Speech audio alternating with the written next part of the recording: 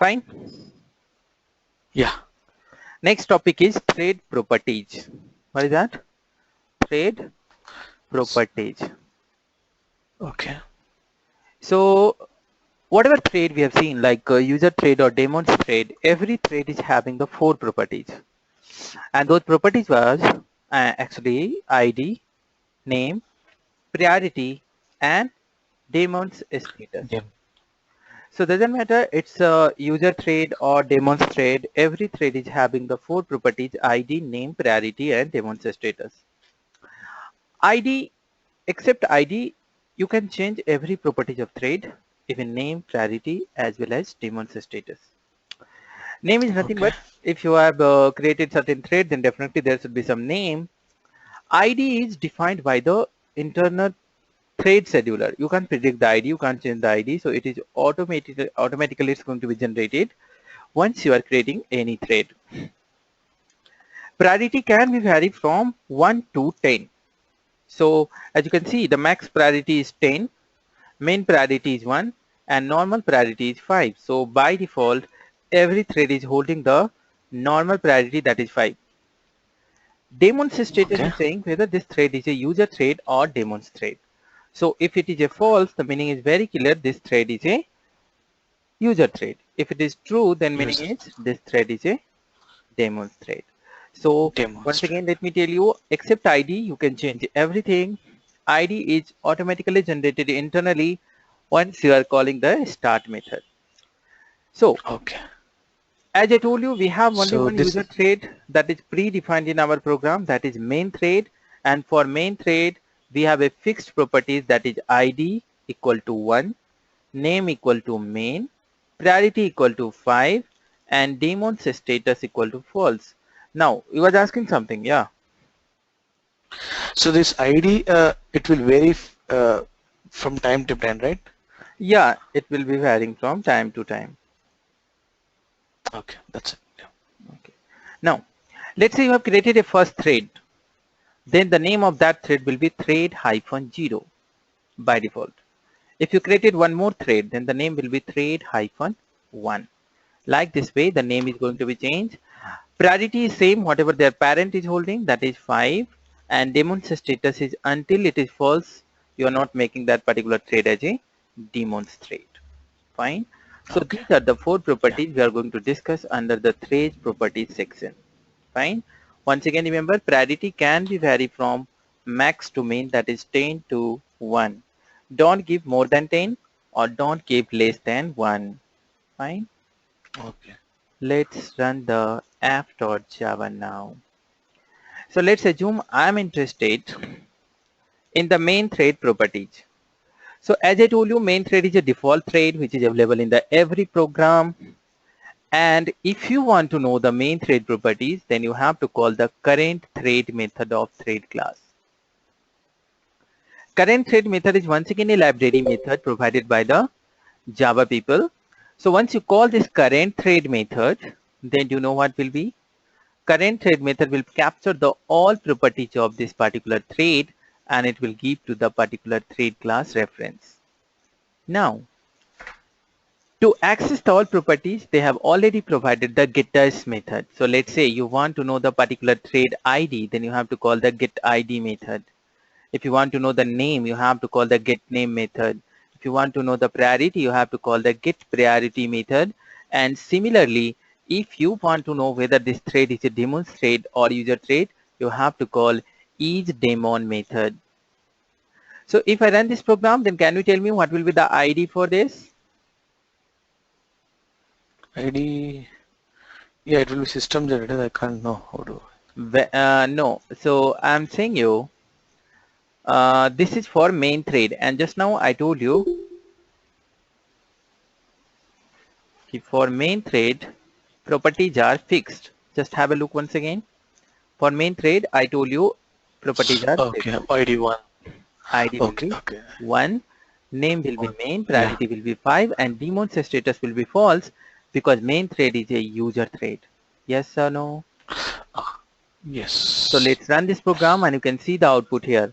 ID Main equal to 1, false. name is main, and priority is 5 as well as the daemon's status is false. Okay. Okay. So this is the already predefined thread which we are having in every programming language. I mean every program of Java. Let's assume I have created one thread from my side and I just want to know what is the properties of my thread. So as you know, if you want to create any thread, then first of all, what you need to do, you have to extend with the thread class, which is once again library class provided by the Java people. Yeah, that's true.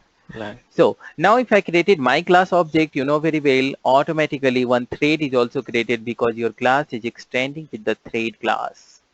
Yes or no? Just Yes. like the previous methods, you can call here also getID method, getName method, getPriority method, as well as the eachDaemon method. Now, can you guess the output for this properties? What will be the ID?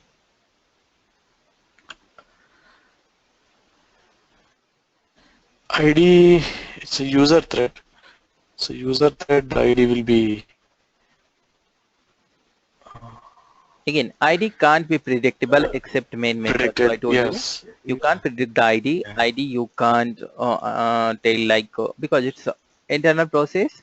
When your thread is going to be Correct. created, automatically one unique integer number is going to be assigned to that particular thread. What Yeah. about name? Can you tell me the name? What will be the name of this thread? The first thread Name name of is the always thread hyphen 0. 0. So the name of this thread will be thread hyphen 0. Priority. 0. Priority will be 5. Whatever their parent thread is holding the priority, that is 5. Same priority will be Same. for every user thread by default. And of course, each Okay. daemon will be false because this thread is also not a daemon thread. It is a user thread. User thread. That's So true. ID we don't know, name will be thread hyphen 0, priority will be 5, and each daemon will tell you this is false. So let's run this and check it out your output. ID is nothing but 9, name is thread hyphen 0, priority is 5, and daemon's status is false. Mr. Govind, probably you are not able to get this class because you have missed the thread class, which was very, very important. So anyhow, I have recorded the video for you. So you must go with that video once, and then after you can understand the second part of this multi-threading. The topic which is going on, that is multi-threading, and I have already covered the most of the part of this multi-threading. You have to watch that video, or you can join in another batch whenever I will discussing the same topic. Okay? Have you sent that video by mail? I didn't send you mail. Today I will be sending you after this class. Okay? Oh, I have checked, but I thought that you would be unseen. Okay. Actually, you need to remind me in the daytime while I'm in office. So you don't remind me, so I didn't send you. Okay? Anyway, let's proceed. Now, as I told you, except ID, you can change everything. Just like getters method, we have a setters method also. So now what I did, once again, I have created another thread. Can you see here? F2. Yeah. And if you want to make this thread as a daemons, then you know very well you need to call the setDaemon method as a true. Yes True. or no? Okay. So now this after thread Yes. becomes daemons thread. Now, just like getName, we have a setName method also. So now I'm going to change this thread name as a daemons. So the initial number thread -1 that will be replaced by daemons name. And priority, you can set 1 to 10. So this time I'm going to set the 7. Fine. And as usual, I'm going to print the once again all the properties of this thread. Can you tell me the output of this thread? What will be the output? Get ID. ID will be unique. Unique, and you can't System predict, so we will be- don't know what will be the ID. What will Correct, be the yeah. name? Thread dot hyphen thread hyphen 1. Yes, it will be thread-1, but you have to check you have changed that name by the daemons. Okay. So whatever name you have Daemons. given now, that name will be coming here. Fine. Okay. So okay. if you call the get Yeah. name, it will be the daemons. What will be the Daemons. priority? Priority same as priority 7 you have set here. 7. Yes, we have said the priority as a 7, so priority will come 7. And what about each daemon? It will be true or false? It will be true. Yes, because initially this set thread it is true. daemons thread. Let's run this program and see the output. Can you see? ID is 10, Yeah. name is demons, and priority is same whatever you have said, and each demon is saying true because this thread becomes now demon thread. Got it? Yeah. So where this actually coming in picture, where you need to know the properties of thread. So many times, like you have seen, if you're going to book the ticket in IRCTC website, then you will be getting the waiting ticket. Some people are going to confirm their ticket, doesn't matter, he's having the 300 waiting. Wow. So what exactly that VIP people is doing? They are going to confirm their ticket, and the person who is going to confirm their ticket, they are finding the properties of that particular people, and then they are setting the priority as a high. So whenever any cancellation is happening, the particular person is going to be confirm the ticket. So whenever we are doing these types of transaction where I need to know each member's properties, that time we need to go ahead. So in hospital also, so there is some emergency case. In that case, the token is automatically going to be increased, and that person is going to be shifted somewhere. So these all things is happening based upon ID, because all members, all data in the particular DB or particular storage is kinds of thread. Fine. So Okay. you can see in your mobile also. So whenever you are watching a video, then suddenly one person is going to call. Then what is happening? Video is going to be pushed and your call is going to be displayed, right? So it is happening because you have made the people who has developed the code for the call, they have given the more priority than video to the call, so that the another thread is going to be stopped executing and the high priority thread is start executing. Getting the point or not? So currently I can't give you Okay. the very clear example here, but of course thread properties is coming in picture when you are need to process certain thread based upon certain priority or requirement. Got it? Okay. Yeah. Inside thread class, we have a EaseAlive method also. So EaseAlive method is just going to tell you whether this thread is currently executing or it's got dead. So if that thread is still executing, then it will tell you true, otherwise it will give you false. So I'm taking first Okay. T1 thread, and T1 thread is nothing but my main thread, right? So main thread is executing until the main method is not going to be closed. So until this main thread is running, you didn't close this, so your main thread is alive. So if you run this program, you will get it true because JVM is saying to you this thread is still running and you're getting a true message. Getting the point? Okay. But here, I mean, execution is completed. Still, the thread is alive. I'm saying to you, you can't say execution is complete because until this main method is not, brasses is on line number 28 and you are checking before that brasses Oh. close. So line number 25, still your main Okay. method is alive. Yes or no? Mhm. Okay. Now Okay. check for your thread, that is F1 thread. You have already created F1 thread also. Now can you tell me whether this F1 thread will be alive or not?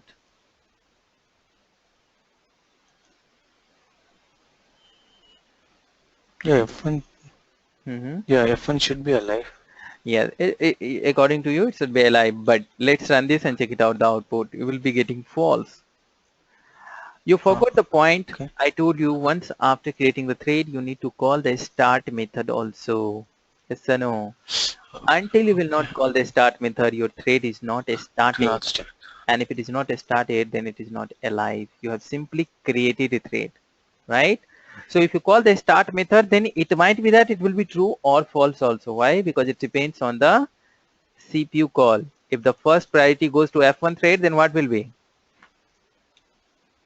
It will be executing first before main thread, no? Then it will be automatically EaseAlive false. But if you make it as a F1 dot start, then there is a chance you will get true also sometime. Okay? Okay. Yeah. So that's all about the thread properties. Nothing is much more than this. You can proceed and you can learn something more in this. There is a very good question asked by the interviewer always. Can you tell me the different properties? They used to ask, can you give the priority as a 70 or more than 10? Answer is of course not, because you know the range. Max is 10, minimum is 1. So if Okay. you give more So than this, then you know will be logically incorrect once again. So you will be getting correct. one exception, Exception. that is illegal Logic. argument Illegal. exception. What will be the exception name? Okay. Illegal argument Illegal. exception. So you should not allow to give more than 10 priority to any thread. Clear? So yeah. Yeah. So through more than one thread can have the same priority. Of course it can have. By default, all thread is having the 5. But if you're thinking, if I make Okay. certain thread priority as a mode and it will be executing first, then it's not like that. It is syncing with the Okay. operating system also. So it's not directly going to run based upon your Java code. There is a lot of parameter which is going to make your thread. Once it is running on server, that time the priority is working, and the lot Oh. parameter of operating system is also working. But currently, if you are thinking we'll create one thread and we'll give high priority that will execute first, then you will be not getting that. Okay? Because it is syncing with the another system resources also. Fine? Okay. Fine. Now, so that's for the thread properties. Now, after this, we have a thread life cycle also. And this topic is also known as states of a thread. Fine? So, Yeah. thread life cycle is also known as a states of a thread. So life cycle is nothing but how many states actually thread is going while executing from. If I ask you what is the life cycle of human beings, then what is that? Born to death. Baby Yes or no? one yeah, Born to death, states. how many states they are going? So it is a childhood, then youngness, then oldness, and finally death, right? Similarly, whenever you are Yeah. creating a thread, then certain states are there they have to go. Among them, 3 are mandatory. So by the way, we have a totally 4 states of a thread, but 3 are mandatory. If any thread is existing, then 3 states will be there. That is nothing but new. Whenever you are creating a thread, that time the states of a thread is new. When thread is about to run, that time the states of a thread is runnable. And when thread is finished their execution, that time the states of a thread is terminated. Okay. Now, these 3 are optional. That is nothing but waiting, timed waiting, and blocked. Runnable is nothing but when thread is running or about to run. Terminated in the sense when thread is finished their execution. Now, you have seen thread have to wait for the CPU time. So that time thread is waiting, and if you check the states of that thread that time, then the states will be waiting thread. Got Okay. it? Now, whenever your thread is in sleeping mode, you have seen the sleep method, right? So in that time, Yeah. you are making a delay to your thread for execution. That time the states of a thread is timed waiting because it is waiting according to the timed response. Okay. And when thread is under deadlock, that time the states of a thread is blocked. Okay.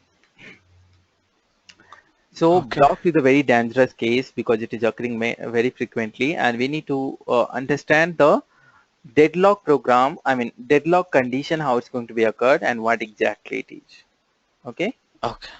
So these are the 4 states. If you ask me, then I can develop a program to find out these states also. But here I'm going to use certain more concept, probably will not understand.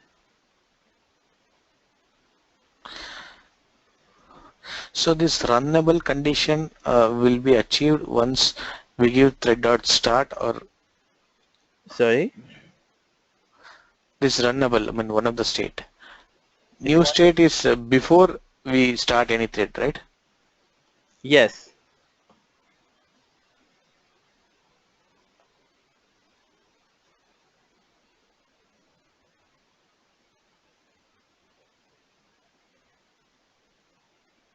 So you are asking basically to know the thread states, right?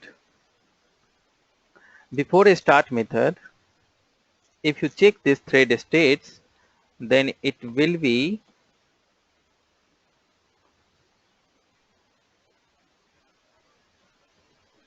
new, I guess. Can you see? Okay. If you call a start method, then it will be runnable. Runnable. Okay. Like this way, you can check the states at every point of time. Okay? So there is a get state Yeah. method by which you can get the states of a particular thread.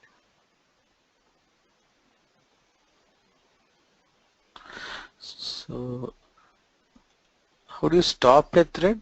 After execution manually it Yes, has of been course. Just like the start method, we have a stop. stop method also, but a stop Stop. method is terminated. No, we don't have. It's Okay. deprecated basically.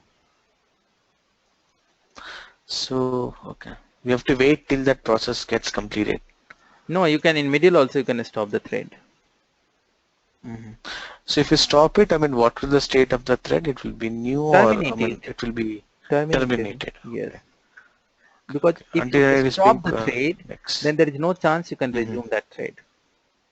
Okay.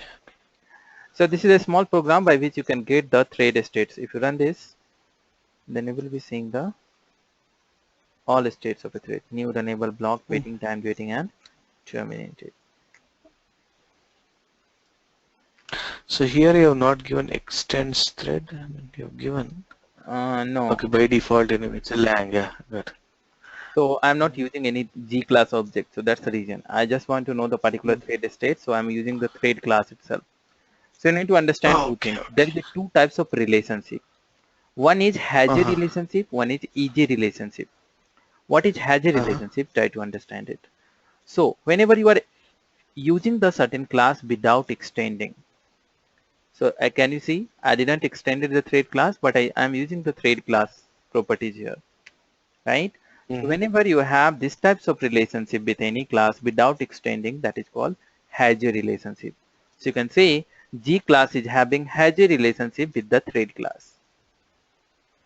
Okay. So in that case, so something like let's say has a relationship is nothing but I'm coming to your home and I'm using my all resources.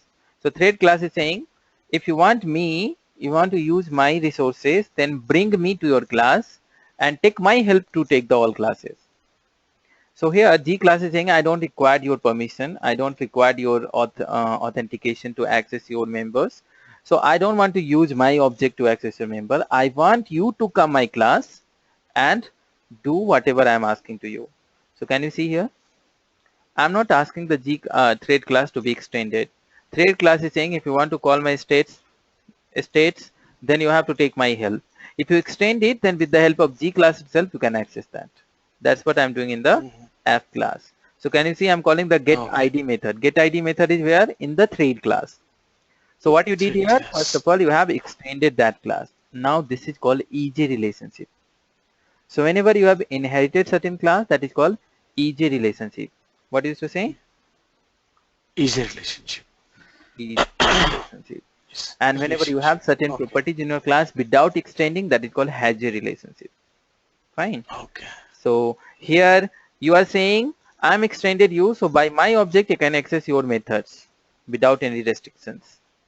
But here you can't access the thread class method by the G class object. Why? Because you didn't extend it. You have to always ask the thread class to access their member. That is the reason, Okay. even though I didn't create an object, I have taken the help of thread class to know the all states of this particular thread. Got it? Okay. Yeah. Now try to understand the very important concept, that is deadlock. It's very important for you to understand, and this topic is also known as inter-thread communication. So I need your concentration. Try to concentrate to understand what is thread basically. If you understand the thread, then it will be easiest for, deadlock, then it will be very easy to understand the real-time scenario also, and it will be always going to take care. So currently I'm going to Okay. explain you that how the deadlock is occurring and how we can resolve that. Okay, so these two concepts will be covered right now. Okay. So let's assume we have a two thread.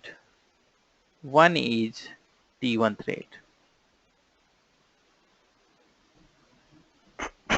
and we have another thread that is T2 thread.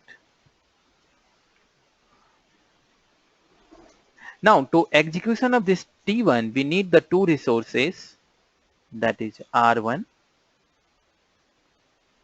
and R2. Resources in the sense we need a two object of certain class. Resources in the Okay. sense object. Similarly for T2 also you need the same two resources, that is R1 and R2.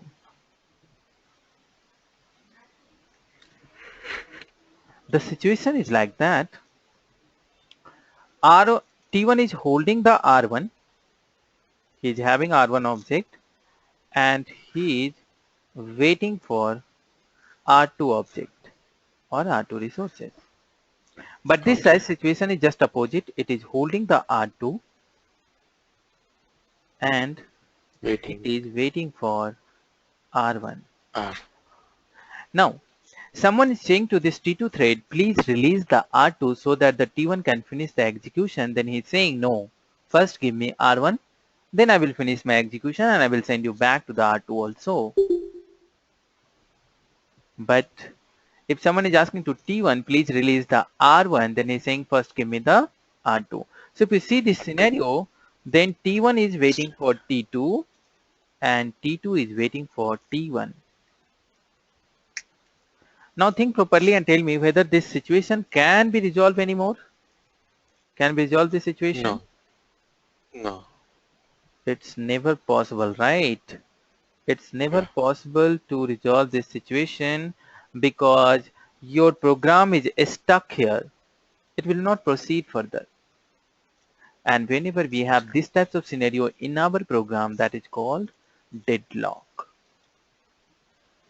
And that time the both thread state will be blocked. If this situation is coming, then what will be? A state is going to be blocked because not a single thread is able to finish their execution. Job. Now, what will be if in the real time this problem is occurring? So let's say while booking a ticket, you have selected the seat number 32 and at the same time, another person has also selected the seat number 32. 32. Then Okay. what will be? Either both will be not able to finish the booking or it might be both can get the same ticket, right? Yeah. So in the real time, if That's true. deadlock is occurring, then this problem is going to be done. So always we are going to take care to not have these types of situation in our code.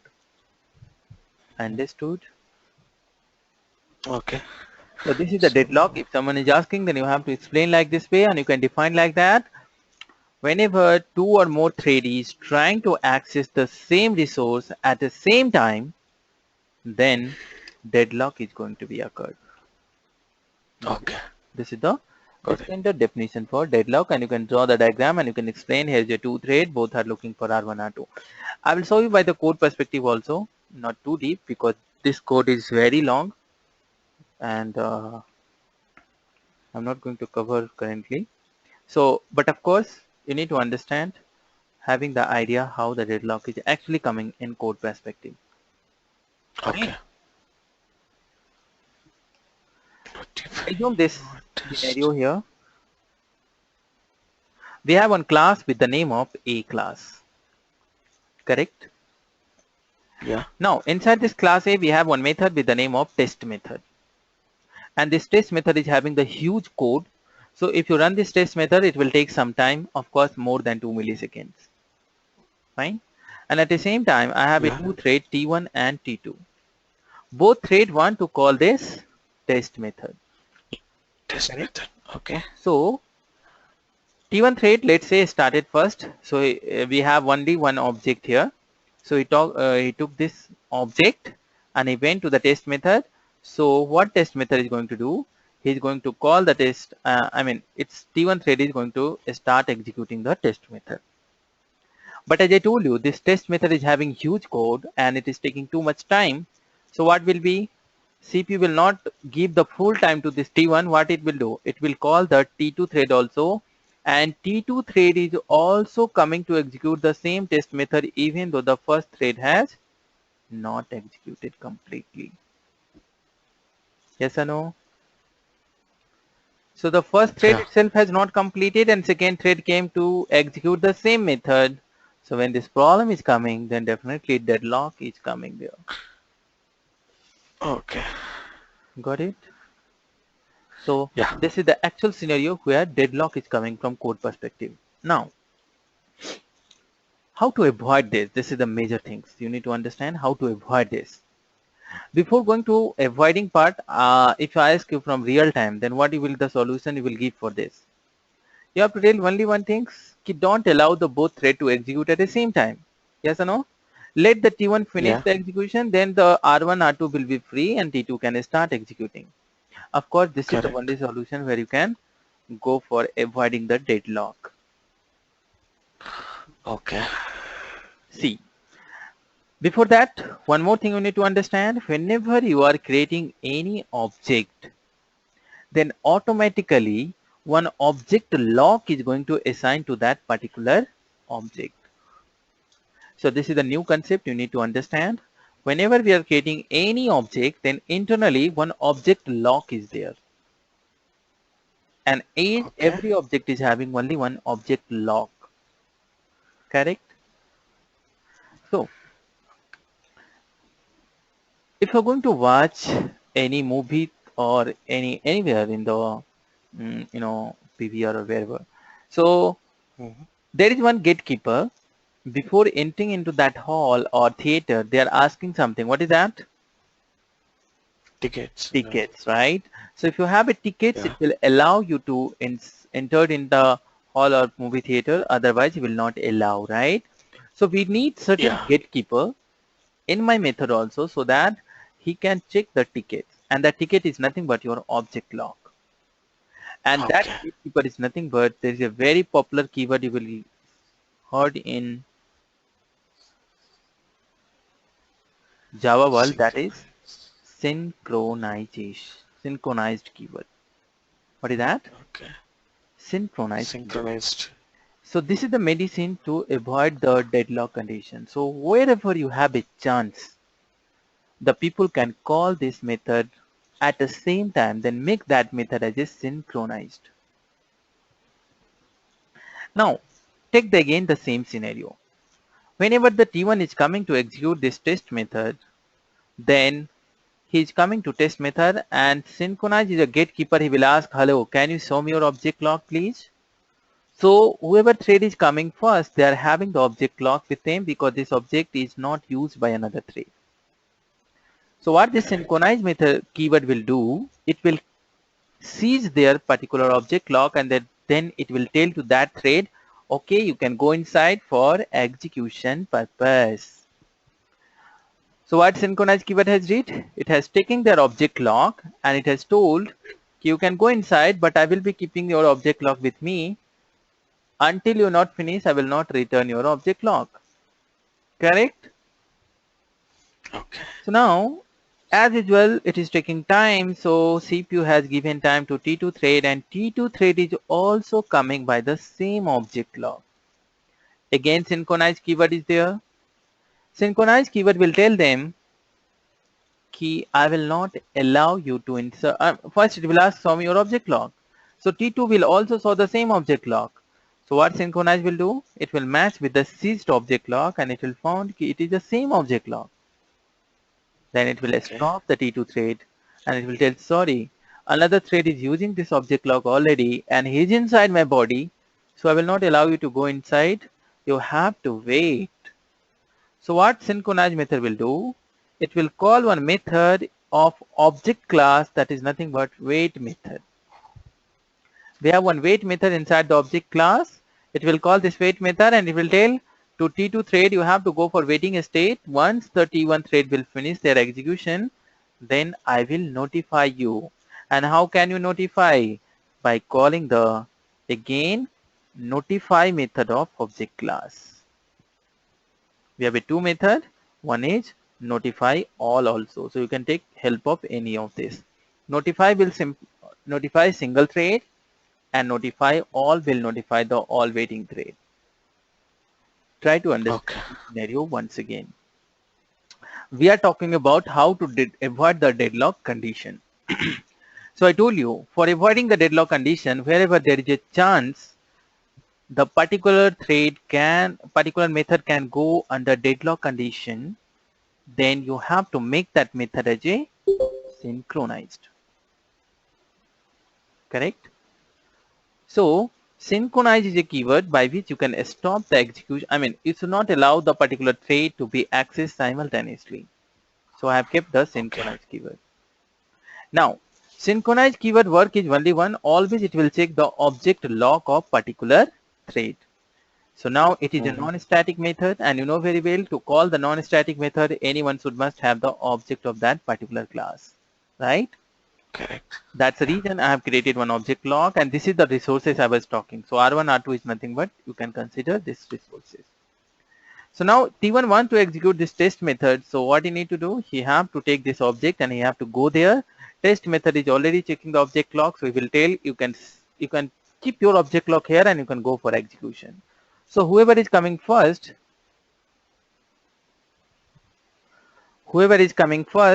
he will be allowed to execute, and if it is taking too much time, then CPU will give another thread time, and if T2 is coming by same object lock, then synchronize will tell, sorry, your object lock is not valid because it is already used by another thread. You have to go for waiting state, and once the first thread will be finished their execution, I will notify you by this two method. And that's how in real time it's working. Okay? Do you understand Okay. deadlock concept? Yeah, deadlock concept I got it. So, Any question? I mean, yeah, I mean, let's say for any thread to perform any action, if that while doing its action, I mean, it can't get, I mean, what I can say, in some other programming, Mm-hmm. I mean, it can't get accessed over there. Like in DB, let's say we have, you don't have multiple connections, only one connections, wherein if you write some queues, I mean, if other process will try to access the same query, it will be in queues, right? So here that queue concept will not be there. Of course. Oh, so I told you waiting state, right? So here we have a T1 Okay. and T2. Let's we have a 5 thread. Uh-huh. Then where it will be waiting? It will be waiting in queue, no? Okay. So the waiting will be always in queue. So based upon the priority, based upon the certain algorithm, it will pick up the particular thread and it will start executing. Okay. The waiting No, I state mean is always default queue, I thought. I mean, yes. especially now we are mentioning as wait. So from JDK 1.5 onwards, they have given one special class with the name of blocking queue. We have a block queue class. Okay. So that's make Okay. our life more easy. We no need to put lots of effort like wait, notify all. It is always blocking the particular thread. So lots of good things are Okay. there. Even I didn't work on that anymore. I'm planning to implement this blocking queue in our upcoming project. So yeah, you can go ahead and you can see. Currently, we are using this approach only to avoid the deadlock condition. Deadlock. Okay. Fine. Yes. Okay. Just a Now moment. let's say if it, Yeah. yeah, Tell me. if I have not handled this deadlock condition, Hmm. now if the application, comes to a situation where it's locked, so will the application, process the two threads, or it's going to be there only, it's going to get hanged? Yeah, that's second option. It will be hacked. Your process will be not Okay. proceed further. Okay. That's what happening actually. Okay. Any more question? No. Clear? Yeah. Okay. Just a moment. Yeah, sure.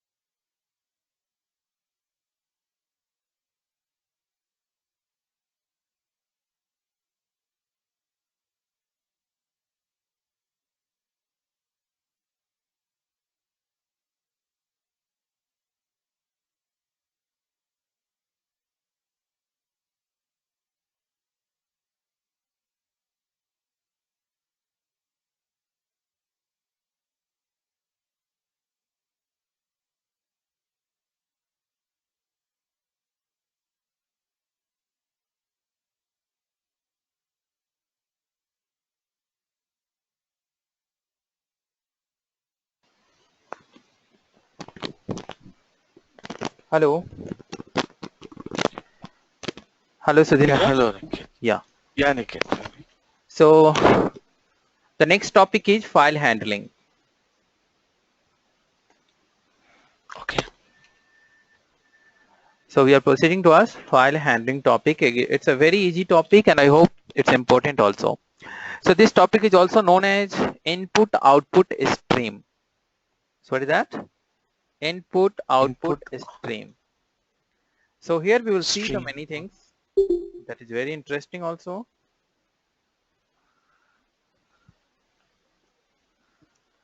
So I was talking about file handling or input output stream. So with the help of this topic, we can create a file, we can write something into the file, we can read from the file, we can create a directory, we can write into that directory. So lots of things we will see, and these all things will be done with the help of Java program. So idea is very simple. Okay. If I run the Java program, automatically one file will be created.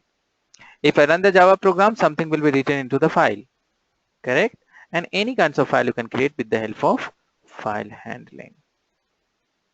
Okay. Fine. So try to concentrate. I hope you will understand this topic. Yes. Now what I want is, I want to create one text file with the name of test.txt. So I want to run this program and I want one file supposed to be created with the name of test.txt. So very simple. Java people already created one class with the name of file. You have to create this file class object. And these all file related classes are available inside the another package called java.io package. IO stands for input output. Input out. So this classes is not available inside the lang package, not in util package. It is in the third package with the name of IO. So whenever you are going to use any classes of different package, you know very well, you have to import that particular class. Yes or no? Okay. Yes. Now, so this file class object class is saying to you, while creating an object, you can pass me your file name. Whatever file you want to create, tell me the name of that particular file. So if you want to create a certain file, then give the file name, and what types of extension you want to give, you can give that. Now file class object is done. After that, inside this file class, there is one method with the name of create new file method. What is the method name? Create new file method. So what it will do, it will take the file name from this constructor and it will create a file with the name of test.txt. If your file will be created, then it will return you true, because the return type of this method is a boolean, and you know very well boolean is always having two value, either true or false. So if your file will be created, then it will return you true, otherwise it will give you false. One more very important point you need to understand is, whatever file related operation we are doing, that all are throwing checked exception. And you know very well, if it is a checked exception, then either use the try catch or either use the throws keyword. So if you go to this create new file method, what exception it is throwing? IO exception, that is input output exception. So while handling the exception handling, I told you there is two categories of exception. What was those? Checked and unchecked. Checked exception is always saying to you, you must have to use the try catch or throws keyword. So if I have not used try catch or not throws keyword, you will see you will getting the compile time error. And the compiler is very simple error. It's giving to you unhandled exception type IO exception. So compiler is saying to you, you have to handle this exception because it is not a unchecked exception like arithmetic or null pointer. Correct? So you have to use the throws keyword or try catch. It depends on you. Okay. Fine. Let's run this program. We are ready to create a file with the help of Java program. Let's click on this run button and you are getting output as a true and done. So what is the meaning of this one? Our file is created. Now how can we check whether file is created or not and where it is created? By default, your file will be created under this folder only. So how to check? Right click on this and there is one option with the name of refresh. So what you need to do? You have to Refresh. Click on refresh, and after refresh, can you see your file is already created here, test.txt? Okay. Yes or no? Yes. So if you open this file, there will be nothing because we have simply created a Black. empty file, nothing is there inside. Now, Correct. if I run this program once again, then you will get a false because it is never possible to have the same file name at the same location. Yes or no? Location. So Correct. that's the reason it is Yeah. being false, because your file is already existing in the same location. By default, the Yeah. location is your current directory where your all programs are there. Not in SRC, not in bin folder. It is directly inside the file handling folder. So if you close this SRC also, you can see test is there. So meaning is this is directly inside the file handling. Okay. Correct? Yeah. Not only that, if you are interested, you can create any types of file and anywhere inside your computer. Just have a look here.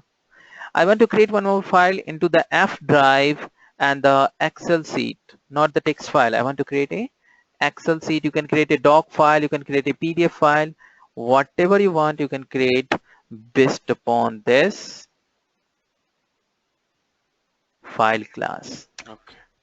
So I want to create one file inside my F drive with the name of test1.pdf. So you can easily change the location. You have to give the drive name and double slash. Double slash is a syntax because if you give single slash, then it will consider this slash t. So this will be considered as a special character. So to avoid Okay. this, we used to follow the double slash. Clear?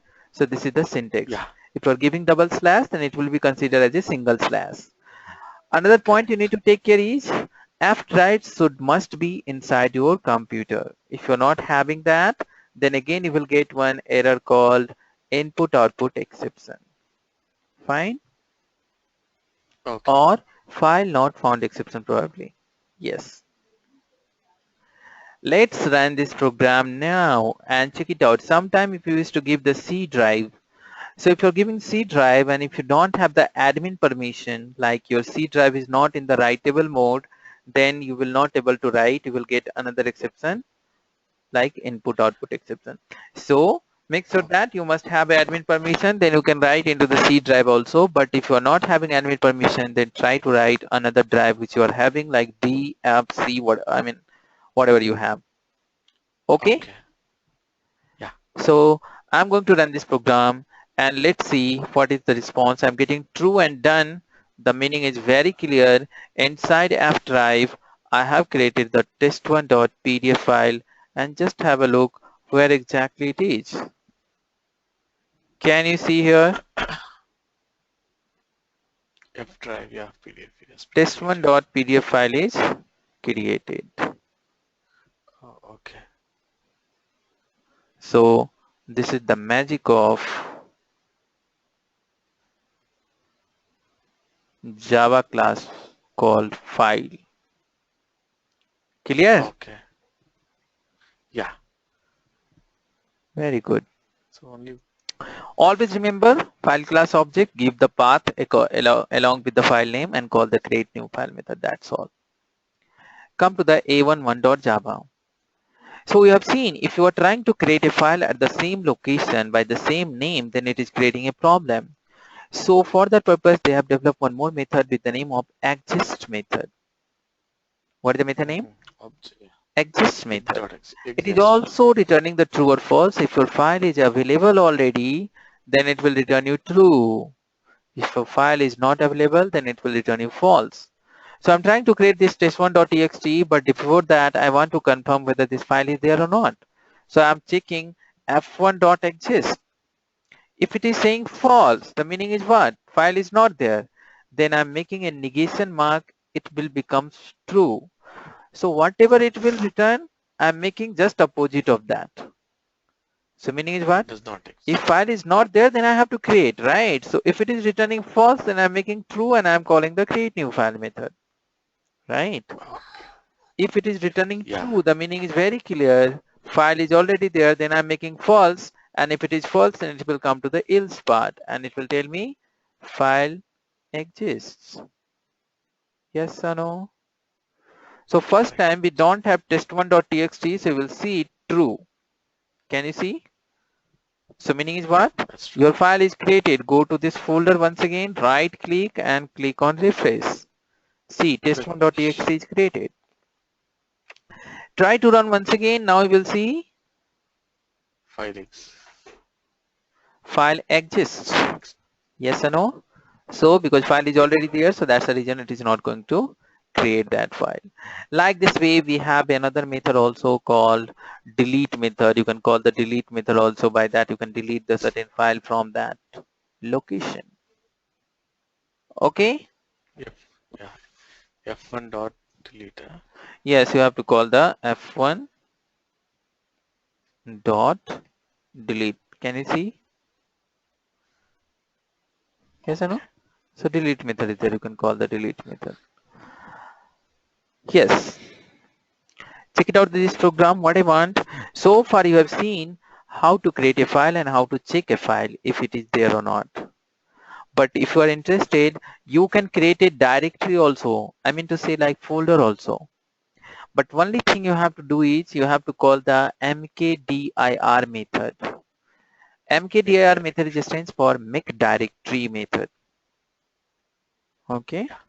So with the help of this method, you can create certain folder inside the certain file. I mean certain drive. Okay. So I want to create one folder with the name of Niket1 inside the C drive. So this particular method will create a folder. Now another requirement I have is inside that folder I want to create a file also with the name of niket.txt. Very simple. Create one more file class object and pass the reference of first file class object here. So I'm saying take the reference of f1 which is indicating some location and go to that location, and now I'm calling the create new file method. Do you understand this program? First I have created folder. Inside that folder I want to create a file. So initially we used to give directly like this way. But now you can pass the another file class parameter also, so that you are saying to this file too, you have to go to this location and then create a file for me. Hello? Yeah. Yeah. Yeah. So Are we you are there? creating two instances of. Yeah. Yeah. Yes. What is your question? So we are creating two objects of file one Of course, one So is for directory and another one is for file. So I have to make so difference. You can't go for both the same. okay. Yes or no? This is directory. This F1 will create a folder for you, and this F2 will create a file Okay. for you. So don't think it's supposed to be two. Don't give single. Okay. Or if you want, then you can give single also like this way.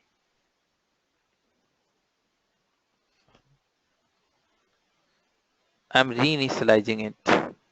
You can go like this. So initially it is holding the value of this file folder actually. After that, I have modified this F1 by the file reference. This is also okay. Fine. Hello. Okay. Yeah. Yeah. Got it. Yes. So let's go first, approach first. Okay. Before that, let me confirm whether we have Niket1 folder inside the C drive or not. If it is there, then I will delete it. Okay. Are you able to see Niket1 folder somewhere? I think it's not there. It's Right? not there. Let's run this program now.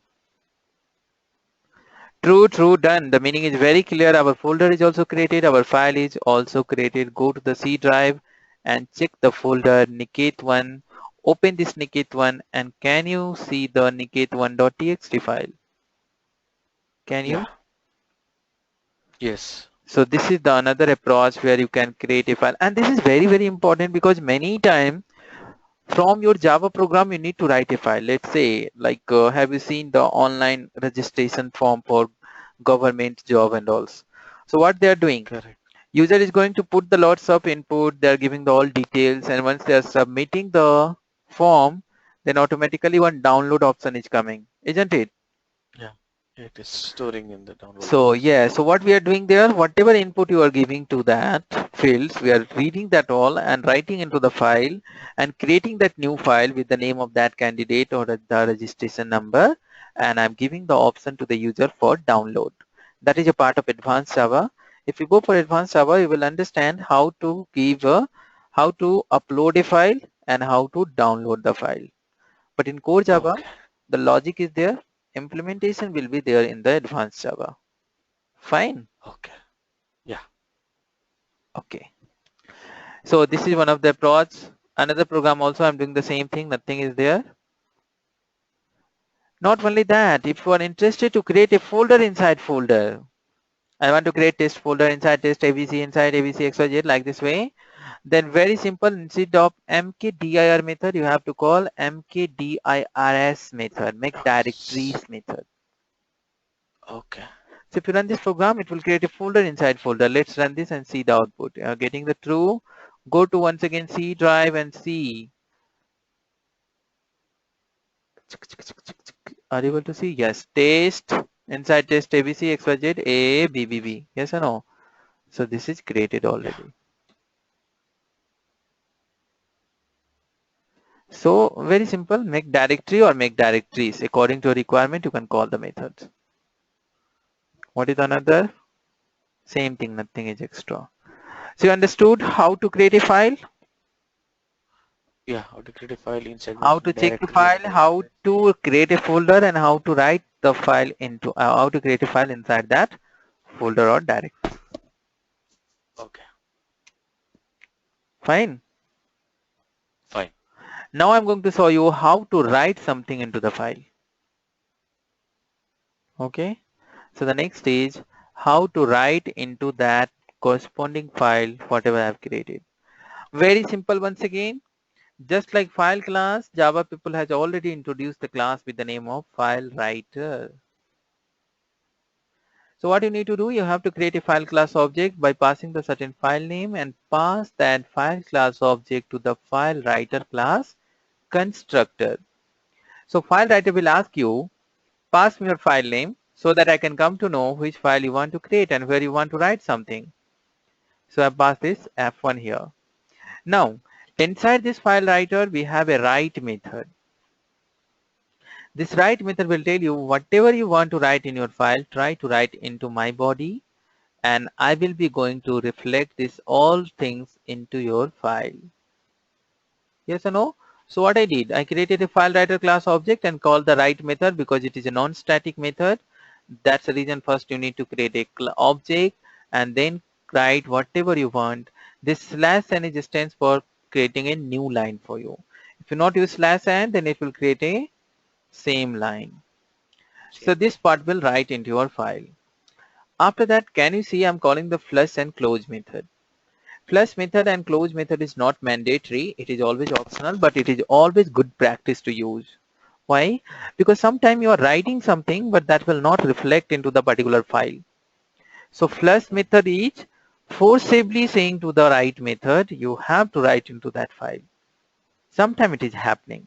And of course, once your usage got over, try to close that particular file so that no one can misuse that file. Hello? Yeah. Getting I the got point or not? I mean, yeah, got it. So if I run this program, one more thing you can notice here, I didn't call the create new file method.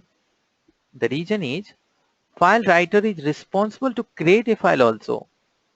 If that file is available or not, it will first create a file and then it will write certain thing into that file. Let's run this and see the output. You are getting done. Go to file handling, right click, refresh it. Test11.txt is created. Open this. Can you see 3 lines? Welcome you all to Java classes. Is written or not? Oh, okay. Okay. So very simple. Create file writer class object. Call the write method and give the text or whatever you want. Flush and close method, I told you it's a good practice, but it's not mandatory. Fine. Yeah. Now, if you run this program once again, then what will be? It will delete the existing file and again it will create a new file. So you will not get 6 line, it will be still 3 lines. The meaning is very clear. It has deleted the previous file and again it has created the new file. Oh, okay. Now question is coming, what will be if I don't want to delete the previous file? I want to append the certain thing into the same file. I don't want to delete every time. Then very simple, you have to do two things. First of all, while creating the file writer class object, you have to pass one parameter after following the comma, that is true. And one more thing you can see, in the previous program, I have passed the file class object and file class was having the file name. If you don't want to create this file class object, directly you can pass the file name here. That's what I'm doing in the B1 class. So what I did, directly I've given the file name here and I'm passing the true as a parameter so that file writer write method will, file writer will understand user don't want to delete the previous file. And instead of write method, which method you have to call? File writer Append method. So append method, what it will do? It will not delete the previous file and it will start writing from the next line onwards. Let's run this program and now you can see the test1.txt. You will find the 6th line. 6. Can you? Correct. Yeah. So according to your requirement, you can create a new file or you can append the file also. So this is happening, let's say you are running certain application on the server and that server is generating the logs file. So I don't want the previous logs to be deleted. Always I want in the same file logs should be right so that we can track our application where is the fault and how much time it is taking. Yes or no? Correct. Yes. That's how it is working. Fine? Yeah. Any question? No.